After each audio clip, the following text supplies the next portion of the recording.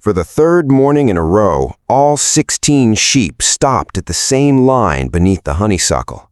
They could smell water beyond it. None of them would take another step, no matter how much Ruth Calloway called to them, no matter how obviously eager they seemed to reach the shaded creek just past the boundary. Ruth Calloway stood at the edge of the flock, watching the same pattern repeat itself exactly the way it had the 2 mornings before. Close enough that she could see individual sheep stretching their necks toward the tangled green ahead, and then, without exception, drawing back at exactly the same invisible point along the fence row. The flock pressed forward eagerly enough at first, and then, every single time, the whole group balked at a boundary Ruth couldn't see at all, bunching together and turning sideways rather than push through whatever was actually stopping them. She walked forward through the wall of honeysuckle herself, pruning saw in hand, the vines thick enough in places that she had to lean her weight into each stroke just to make it fall. The first several strokes only cleared vine and leaf. Then the blade struck something hard, the impact jarring up through her wrist with a sound entirely different from anything green. She pulled the cut vines aside and found rusted iron pickets buried inside the growth itself, spaced with unmistakable regularity, running in a long, deliberate line around the low hill. Behind it, half swallowed by the same vine, stood shapes too straight and too even to be anything nature had put there on its own. Hit that like button. Drop your state in the comments. I want to know where you're watching from tonight. Now, let's begin. Ruth Calloway was 41 that spring, raising her 12-year-old son Micah alone on Calloway Hollow Farm, a small dairy operation in the hill country outside Staunton, Virginia, that had run steady but tight for years. What the farm genuinely lacked was extra grazing ground for the herd through the lean months, and Ruth had been watching the county's tax auction listings for months, hoping something suitable might finally come up. 32 acres of hillside, unpaid taxes stretching back more than a decade, listed at $1 because the county had simply given up trying to find anyone willing to take on what the land had become. Honeysuckle and wild rose had swallowed the entire property, climbing over fence posts and small trees until only their tops showed above the green. 2 previous owners had each tried clearing it with tractors and given up, one of them losing a wheel to a section of buried iron fencing the operator never saw coming. Neighbors called it Widow's Ridge, a name nobody quite remembered the origin of anymore, only that it had stuck. Ruth bought it for $1 at the courthouse steps. She meant to use it as new pasture ground. Cedar Hill didn't see it that way. More than one neighbor told her plainly she hadn't bought land. She'd bought 32 acres of somebody else's mistake, and said as much before she'd even finished loading the sheep into the trailer for their first trip out. Ruth didn't have money for heavy equipment, and she'd already watched 2 men prove that didn't work anyway.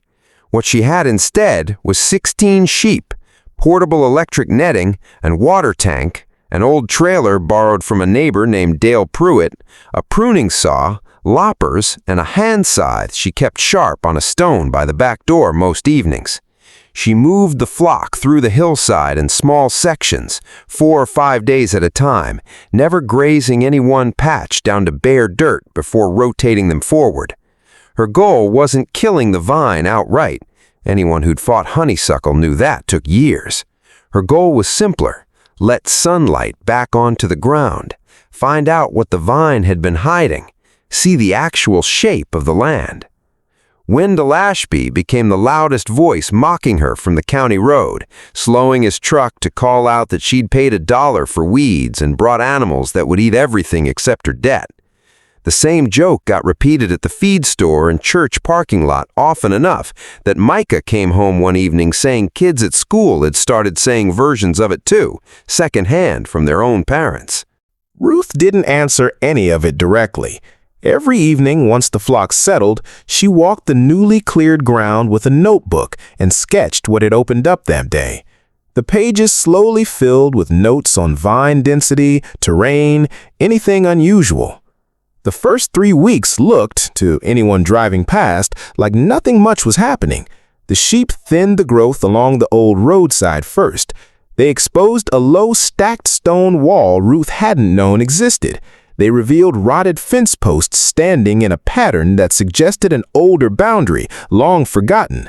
They opened soil to real light for the first time in years, soil so starved it looked gray instead of brown. And they uncovered, almost by accident, a narrow wagon track that had once connected different parts of the property.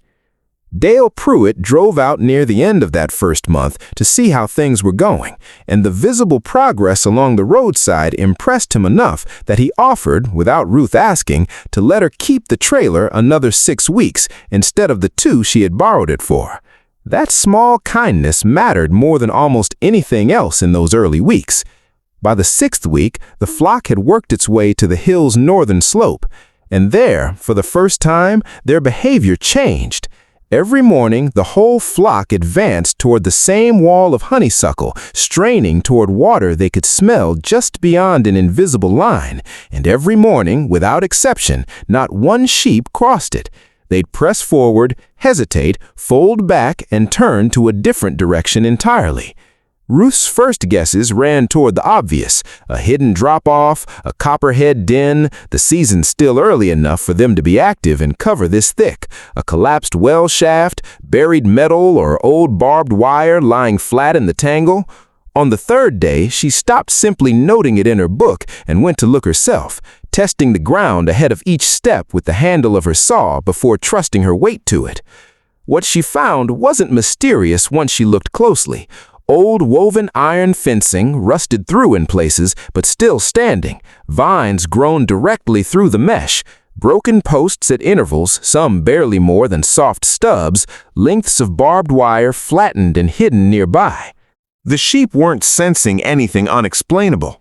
They were smelling water on the far side of an old fence line and refusing to walk into wire they couldn't clearly see, but could apparently sense well enough to avoid.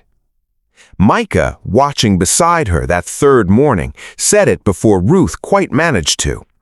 "They're not scared of nothing. They're scared of something we just can't see yet." Ruth's saw struck the wire directly on her next pass, the impact jarring up through her wrist with that same hard, wrong sound. She pulled the vine aside and traced the fence line with her hands, walking it several yards each direction until the pattern became unmistakable. It wasn't scrap.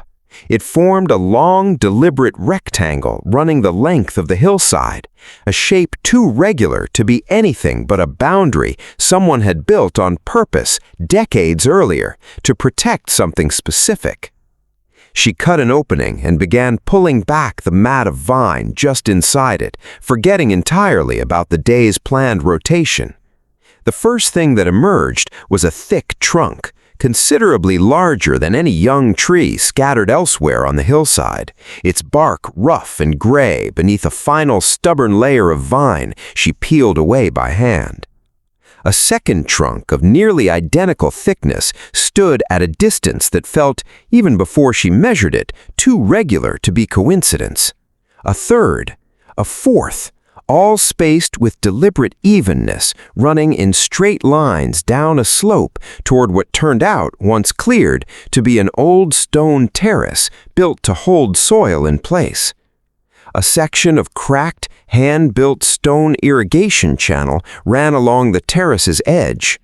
Old grafting scars marked more than one trunk at the same height, a detail she wouldn't have known to look for if Otis hadn't later taught her what it meant. And scattered in the leaf litter beneath several trees lay small, hard, misshapen fruit gone unharvested for longer than she could guess. These trees hadn't grown here by accident. Nature didn't plant rows this straight, at intervals this consistent, with grafting scars this deliberately placed. By evening, working alongside Micah, who'd come running the moment she called out, they'd counted and rough-mapped some 60 apple trees, 14 peach trees, and 9 trunks that were entirely dead. 3 stone terraces ran across the slope. A small spring-fed water line, stone-lined and long dry, traced down from higher ground toward the orchard's center. What the honeysuckle had been hiding wasn't wasteland. It was a forgotten orchard, planted decades earlier by hands nobody in Cedar Hill currently remembered. Ruth reached out to Otis Fairweather, an 81-year-old retired nurseryman and regional fruit specialist whose name came up through the county extension office. Otis was thin and slow-moving, with a grafting knife he still carried out of habit. He walked the orchard on his first visit, measuring trunk spacing with a folding rule, checking old grafting scars with his thumb, cutting into fallen fruit to study the seed, cross-referencing what he saw against decades-old nursery catalogs from a worn satchel. By the end of that first day, Otis told her plainly the orchard held at least 3 distinct heritage apple varieties, one of which hadn't appeared in any commercial record he could find in over 4 decades. These trees weren't planted for supermarkets, he told her, hand resting on the bark. They were planted to survive bad years. Ruth and Otis spent the following weeks digging through old tax ledgers, church canning records held in a closet Ruth hadn't known existed, and grainy aerial photographs Otis tracked down through a contact at the state extension office. The picture that emerged, the orchard had been planted in the late 1930s by a small group of widowed farm women who'd banded together during the hardest years of the Depression to build something that could support their own families. The varieties had been chosen for fresh eating, drying, and a hard cider that had once carried a real local reputation, mentioned briefly in one surviving newspaper clipping Otis found. Once the group dissolved after the war, the land changed hands several times, county records were lost in an archive fire, and the orchard simply vanished from memory while the trees kept standing. Ruth made a real mistake in the weeks after the discovery. Eager to keep clearing, now that she understood what was underneath, she let the sheep work the orchard's interior longer than she should have. Once they stripped the available honeysuckle, hungry sheep turned to tender bark. One morning, she found 3 trees stripped at the base, and one trunk nearly girdled all the way around, its whole vascular system under real threat. She didn't waste time feeling sorry for herself. She fitted wire guards around every remaining tree, restricted the flock to the outer boundary only, and cleared the ground around each trunk by hand with Micah's help. The girdled tree survived, barely, and Otis checked it every visit for 2 full seasons before he'd finally call it safe. The second problem had nothing to do with the sheep. Once the orchard was clear enough to harvest, the apples themselves were small, oddly shaped, blemished, ripening unevenly, nothing like a grocery buyer expected. Local stores turned her away outright. One produce manager told her plainly that people buy fruit with their eyes before they taste it. She took crates to a farmer's market herself and sold only a handful of pounds that first day, driving home with most of the crop still in the truck bed. That difficult day taught her something. Finding the orchard had never meant finding a market for it. Those were 2 separate problems. She started researching what the old varieties had actually been valued for. Several held their shape under cooking rather than turning to mush. They carried dense, concentrated flavor. They dried beautifully, developing a rich sweetness fresh eating never revealed. At least one variety carried the tannins that had once made it prized for cider. She brought samples to Desmond Hale, who ran a small regional cidery, having crossed paths with Ruth once before over a different project. He tasted the apples raw first, unimpressed by appearance, then genuinely surprised by the depth of flavor.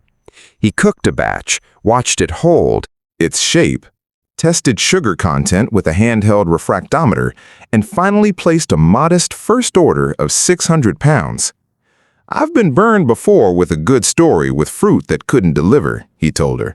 "Let's find out what this can actually do." Otis warned Ruth early that several of the oldest trees, weakened by decades of neglect, likely wouldn't survive many more seasons, no matter how carefully she cared for them now. That warning shaped everything that followed. From the rarest trees, Ruth and Otis took grafting cuttings, carefully labeled by row and parent tree. They recorded fruit characteristics in a dedicated notebook. Working with a small nursery run by a man named Grady Osborne, who'd apprenticed under specialists Otis himself had once trained beside, they began grafting cuttings onto young rootstock. Ruth's income diversified from there. Fresh apples for a farmer's market she rebuilt around customers seeking heritage varieties instead of competing with glossy modern fruit. Fruit sold for preserving, dried apples from a solar dehydrator she built herself one slow winter, a growing wholesale order to Desmond's cidery, grafting wood and young trees sold to other orchardists, eventually seasonal tours she led herself during bloom season. The county created a real crisis partway through. The original sale contract required invasive vegetation to be brought under control within a set time frame. At the first formal inspection, officials found honeysuckle still covering parts of the boundary and old iron hazards still scattered across uncleared ground. One official mentioned, almost offhand, that the county had reclaimed similar dollar sale properties before. Ruth didn't panic and didn't plead. She spent a full week assembling a binder, grazing rotation maps, kudzu honeysuckle regrowth data against her suppression efforts, a written plan for the remaining sections, a full tree inventory, Otis's formal report on the rare varieties, the signed cidery agreement, and documentation of the erosion work already succeeding where 2 tractors had failed. She stood before the panel and was honest that real work remained, arguing only that the progress was measurable and continuing. The county granted her a 2-year extension instead of reclaiming the land.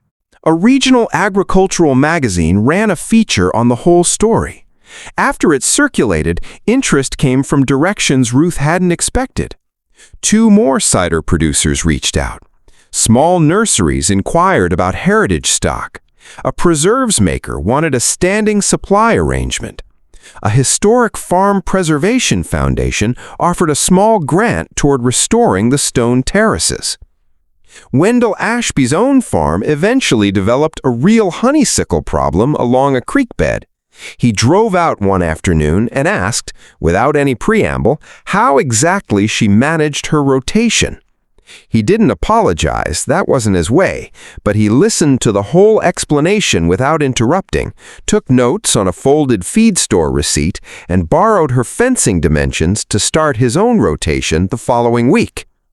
Micah had been essential from that first evening on, helping with the earliest tree count, learning to graft by watching Otis and Grady, eventually taking over a real share of the work himself. Years after that first morning the sheep refused to cross an invisible line, Ruth walked the same hillside in early light. Honeysuckle remained only in a few stubborn pockets along the outer boundary now. The old stone terraces stood fully visible, catching the morning light. The orchard's oldest trees stood in full spring bloom, younger grafted ones growing steadily between them, each carrying a small metal tag noting its parent tree. Ruth walked to the exact spot where the flock had once refused for 3 mornings running. The old fence line still stood there, cleared and left intentionally visible. A small gap cut into it she'd never bothered closing. Through that gap, she could see the orchard's oldest surviving trees and the younger ones growing up around them, standing together in the same soft morning light. Generations of the same rare, carefully preserved variety, finally growing side by side. People believed Ruth's sheep had uncovered a valuable orchard. What they really uncovered was a piece of land that had never stopped remembering what it was planted to become. Everyone in Cedar Hill looked at 32 acres of vine and saw a problem not worth a single dollar to solve. Ruth looked at the same tangled hillside and saw exactly what happens when a piece of land gets forgotten long enough that even its own history disappears with it. And exactly what patient, careful work, willing to learn from its own mistakes, can uncover once someone finally takes the time to look underneath what everyone else had already decided wasn't worth the effort. Now, I want to hear from you. Have you ever looked underneath something everyone else had already written off and found history nobody currently living remembered was there? Tell me in the comments below. I read every single one, the same patient way Ruth once traced a single strand of rusted wire until its whole shape finally became clear.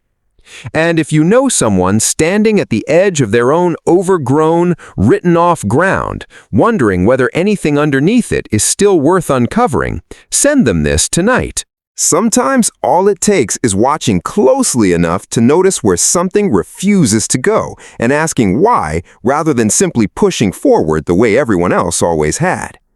Callaway Hollow Farm, Cedar Hill, 32 acres bought for $1. 60 apple trees forgotten for decades, and 16 sheep who refused to walk any further until somebody finally asked them why and stayed patient enough to find out.